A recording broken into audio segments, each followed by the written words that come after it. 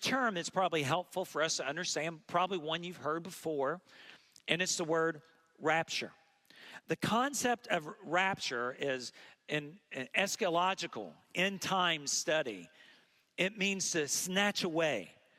It's the raising of the dead and the living to meet Jesus in the air. In fact, 1 Thessalonians tells us this. After that, we who are still alive and are left will be caught up.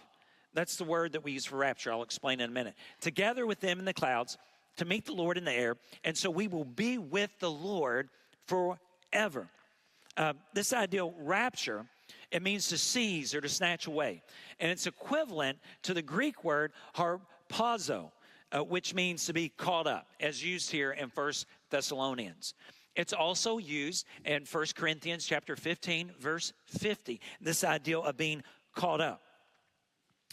So as we think of the idea of rapture, there are basically four views of the rapture. I'm going to give you all four views, and we're going to talk about two of them. The first is one probably we're most familiar with, pre-tribulation rapture, pre-trib. In other words, the rapture comes before tribulation. Here's a definition, if you'd like it. Maintains the rapture occurs prior to the 7 year of great tribulation.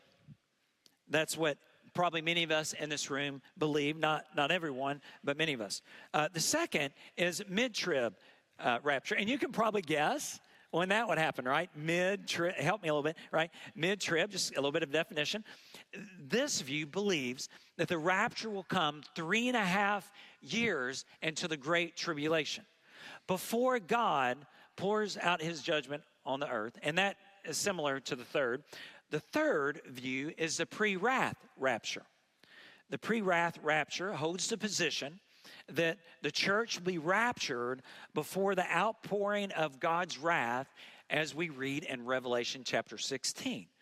And the reason why they fall on that particular point is because the Bible teaches that we as God's people will not face his wrath. And then the fourth view is post-tribulation. Post. It happens after the tribulation. And post-tribulation, they put the rapture and the second coming of Christ as one event. So, classic definition, it sees the rapture occurring simultaneously with that of Christ.